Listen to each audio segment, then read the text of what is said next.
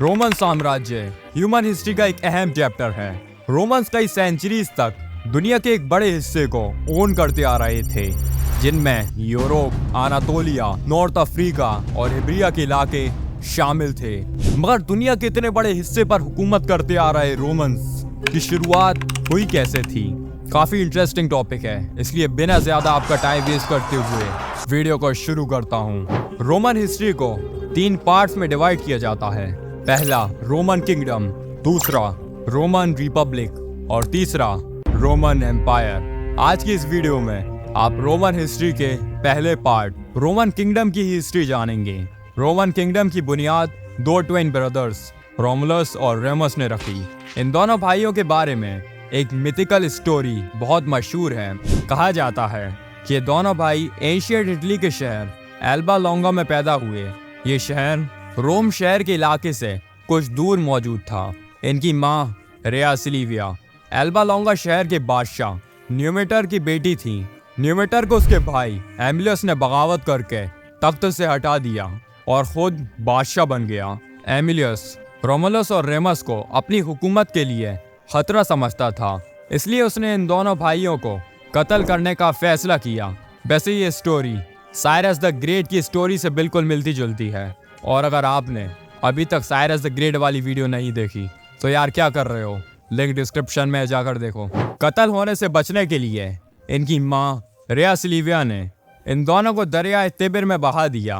ये दोनों बच्चे इस दरिया में बहते हुए रोम शहर के इलाके में पहुंचे, जहां एक फीमेल वुल्फ ने इन दोनों को उठा लिया और इन दोनों को पालना शुरू किया। जब ये बड़े हुए तो इन दोनों की एल्बा लोंगा के बादशाह एमिलियस के सिपाहियों से किसी बात पर लड़ाई हो गई और वो रेमस को गिरफ्तार करके शहर ले गए। रोमुलस ने अपने भाई को बचाने के लिए शहर में दाखिल होने का फैसला किया। इसी दौरान दोनों को अपनी हकीकत का पता चला। रोमुलस और रेमस ने अपने नाना न्यूमेटर के साथ मिलकर एमिलियस के खिलाफ जंग की। इस जंग में एमिलियस को शिकस्त हुई और वो मारा गया। इस जीत के बाद न्यूमेटर शहर का दोबारा से बादशाह बन गया और रोमुलस और रेमस दोबारा रोम शहर के इलाके में आ गए, जहाँ इन दोनों ने रोम शहर को बनाने का फैसला किया। इस दौरान दोनों भाइयों के दरमियान शहर की जगह पर लड़ाई हो गई। रोमुलस पैलेटाइन हिल पर शहर बनाना चाहता था, जबकि रेमस एवेंटाइन हिल पर शहर आबाद करना चाहता था। दोनों ने यह फैसला अपने गॉड्स पर छोड़ दिया, और गॉड्स का फैसला किसके लिए होना था इसका पता बर्ड्स से चलना था। जिस भाई को भी एक से ज्यादा बर्ड्स नजर आने थे उसकी बात मानी जाती।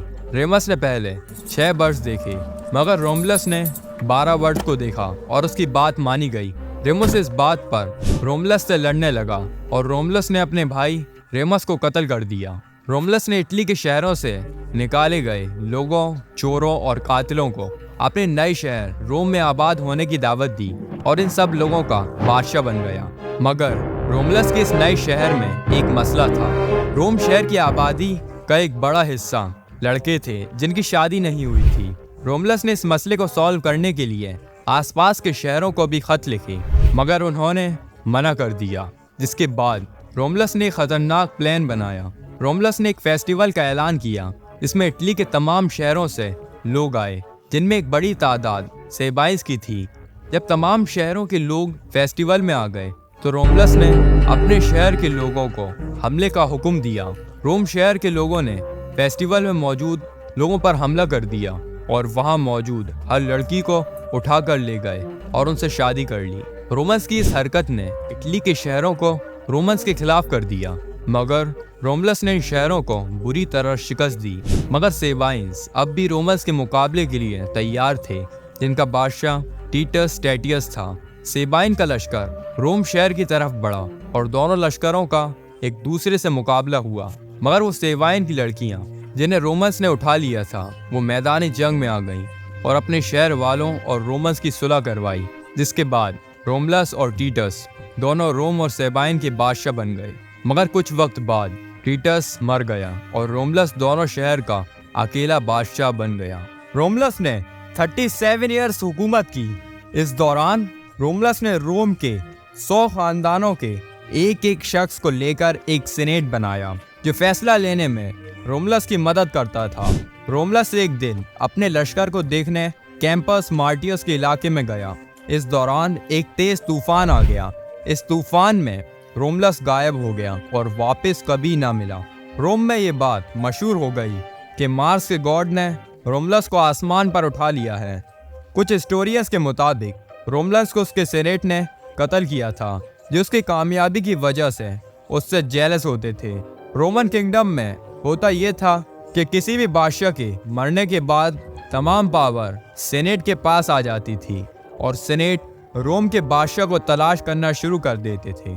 इस दौरान सेनेट किसी भी शख्स को 5 दिन तक रोम का बादशाह बना देते थे और ये तब तक चलता था जब तक एक नया बादशाह न तलाश कर लिया जाए। रोमलस की मौत के बाद भी कुछ ऐसा ही हुआ और 1 साल तक रोम को कोई बादशाह ना मिल सका, जिसकी वजह थी रोमन्स और सेबाइस के दरमियान इख्तिलाफ।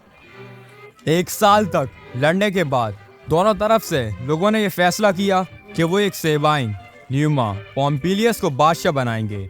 न्यूमा ने 43 इयर्स तक रूल किया और 81 साल की उम्र में मरा। न्यूमा एक अमन पसंद हुक्मरान था। उसे जंग करना बिल्कुल भी पसंद ना था। यही वजह थी कि उसके दौर में रोम मिलिट्री में बहुत कमजोर हो गए थे। न्यूमा के बाद ट्यूलियस हॉस्टिलियस नाम का एक शख्स रोम का नया बादशाह बना। ट्यूलियस हॉस्टिलियस को जंग करना बहुत पसंद था। ट्यूलियस हॉस्टिलियस के दौर में रोमन्स ने एल्बा लोंगा शहर को शिकस्त दी और एल्बा लोंगा रोमन किंगडम का पार्ट बन गया। ट्यूलियस हॉस्टिलियस 32 साल हुकूमत करने के बाद मरा। ट्यूलियस हॉस्टिलियस के बाद रोम का नया बादशाह एंकस मार्सियस बना। एंकस के दौर में रोमन्स ने कई लेटिन शहर फतह किए। इस दौरान कई शहर तबाह भी हुए और उन शहरों में रहने वाले रोम में आबाद हो गए, जिससे रोम शहर बड़ा होना शुरू हो गया।